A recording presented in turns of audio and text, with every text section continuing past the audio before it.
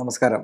ഞാൻ ഡോക്ടർ ജയേഷ് പ്രകാശ്. നമുക്കിന്ന് സോറിയാസിസ് എന്ന ഒരു രോഗത്തെപ്പറ്റി ഒന്ന് ചർച്ച ചെയ്യാം. സോറിയാസിസ് എന്ന് പറയുന്നത് നമ്മുടെ ശരീരത്തിലെ ചില ഭാഗങ്ങളിൽ വൃത്താകാരത്തിലോ അല്ലെങ്കിൽ പ്രത്യേകിച്ചൊരു ആകൃതി ഇല്ലാതെയോ തന്നെ ചില പാച്ചസ് ആയിട്ട് സ്കിന്ന് ഇങ്ങനെ വളരെ പൊളിഞ്ഞ് ഫ്ലേക്കി ആയിട്ട് നിൽക്കുന്നൊരവസ്ഥയാണ്.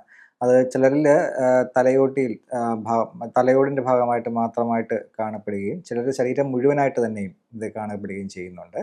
സോറിയാസിസിൽ മൈൽഡായിട്ട് മാത്രം വരുന്ന ചില അവസ്ഥകളുമുണ്ട്. എന്നാൽ അതിരൂക്ഷമായ ശരീരം മുഴുവനായിട്ട് തന്നെ വരുന്ന ചില അവസ്ഥകളും കണ്ടുവരുന്നുണ്ട്. അപ്പം ഈ സോറിയാസിസ് ആക്ച്വലി ഒരു ഓട്ടോ ഇമ്മ്യൂൺ അസുഖമാണ്. അതോടൊപ്പം തന്നെ ഒരു സൈക്കോസൊമാറ്റിക് അസുഖം കൂടിയാണ്. ഓട്ടോ ഇമ്മ്യൂൺ എന്ന് പറഞ്ഞാൽ നമ്മുടെ ശരീരത്തിലെ കോശങ്ങളെ നമ്മുടെ ശരീരത്തിൻ്റെ രോഗപ്രതിരോധ ശേഷി തന്നെ ആക്രമിച്ച് കീഴടക്കുന്നൊരവസ്ഥയാണ്.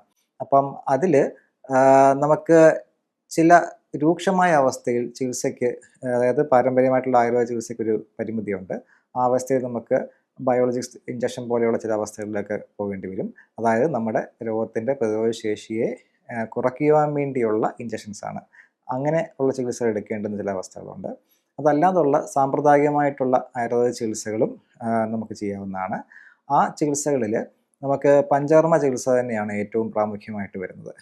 വമനം, വിരേചനം തുടങ്ങിയ ശുദ്ധീകരണ പ്രക്രിയകൾ ചെയ്ത ശേഷം ശരീരത്തിന് ശമന ഔഷധങ്ങൾ, അതായത് കഷായങ്ങൾ, ധാരകൾ തുടങ്ങിയ ശമന ഔഷധങ്ങൾ കൊടുത്ത് നമ്മുടെ ശരീരത്തിൻ്റെ ആ ഒരു സിംറ്റംസിനെ ലഘൂകരിക്കുക എന്നുള്ളതാണ് അക്കാര്യത്തിൽ നമുക്ക് ചെയ്യാനുള്ളത്.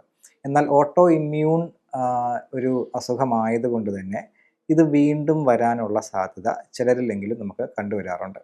അപ്പോൾ ആ അവസ്ഥകളിൽ ഈ സോറിയാസിസിനെ ട്രിഗർ ചെയ്യുന്ന ചില പ്രത്യേക സാഹചര്യങ്ങളിൽ നമ്മൾ മാറി നിൽക്കേണ്ടതും അത്യാവശ്യമാണ്.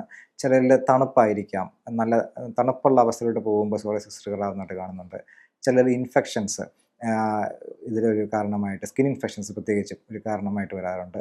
നല്ല അലർജിക് ആയിട്ടുള്ള വ്യക്തികളിൽ ചിലപ്പോൾ ഒരു മൈൽഡായിട്ടൊരു അലർജിക് എപ്പിസോഡ് തന്നെയും ഇതിനൊരു കാരണമായിട്ട് നമുക്ക് വരാറുണ്ട്. പിന്നെ സ്ട്രെസ്സും ഒരു കാരണം തന്നെയാണ്. ഈ സോറിയാസിസ് ഉള്ള വ്യക്തികളിൽ വളരെയധികം സ്ട്രെസ്സുള്ള ഒരു അവസ്ഥയിൽ ഈ സോറിയാസിസ് വളരെയധികം ഫ്ലെയറപ്പ് ചെയ്യാനുള്ള ചാൻസ് ഉണ്ട്. അപ്പോൾ അതുകൊണ്ട് തന്നെയാണ് സോറിയാസിസിനെ നമ്മളൊരു സൈക്കോസൊമാറ്റിക് അസുഖം കൂടിയാണ് എന്ന് പറയുന്നത്.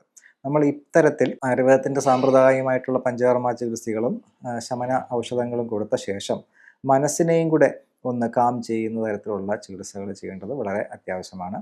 അതിലേക്കായിട്ട് നമുക്ക് മെഡിറ്റേഷൻസ് യൂസ് ചെയ്യാം, ധ്യാനങ്ങൾ യൂസ് ചെയ്യാം. അവിടെ നമ്മൾ ഇമോഷൻസിനെ ഒക്കെ ഒന്ന് കൺട്രോൾ ചെയ്ത് വളരെ ശാന്തമായ മനസ്സോടുകൂടി ഇരിക്കാൻ മനസ്സിനെ പഠിപ്പിച്ചു കഴിഞ്ഞാൽ ഈ മനസ്സിനുണ്ടാകുന്ന സ്ട്രെസ്സ് മൂലം ഉണ്ടാകുന്ന ബുദ്ധിമുട്ടുകൾ സോറിയാസിസിൽ വളരെയധികം കുറഞ്ഞിരിക്കും. അതോടൊപ്പം തന്നെ നമുക്ക് ആയുർവേദ മരുന്നുകൾ എത്ര കാലം വരെയാണോ നമുക്ക് ആവശ്യമുള്ളത് അത്ര കാലം വരെ കഴിക്കുകയും തുടർന്ന് നമ്മുടെ ശരീരത്തിന് ഈ ട്രിഗർ ഫാക്ടേഴ്സിൽ നിന്നും വിമുക്തമായിട്ടുള്ള ഒരു ജീവിതശൈലിയിലോട്ടൊന്ന് മാറുകയും കൂടെ ചെയ്തു കഴിഞ്ഞാൽ അത് ആഹാര രീതിയും ഉൾപ്പെടും. ചിലരിൽ ഈ പറഞ്ഞ പോലെ വളരെയധികം മാംസാഹാരമോ അല്ലെങ്കിൽ എണ്ണ ചേർന്ന ആഹാരങ്ങളൊക്കെ ചെന്ന് കഴിയുമ്പോൾ സോറിയാസിസ് ട്രിഗർ ചെയ്യുന്നതായിട്ട് കാണുന്നുണ്ട്. അത് അവരവരുടെ ശരീരപ്രകൃതി അനുസരിച്ച് അവരതിൽ നിന്ന് വിട്ടുമാറി നിൽക്കേണ്ടതാണ്. ഇത്തരത്തിൽ നമുക്ക് മാനേജ് ചെയ്തുകൊണ്ട് പോകാൻ കഴിയുന്ന ഒരു അസുഖമാണ് സോറിയാസിസ്.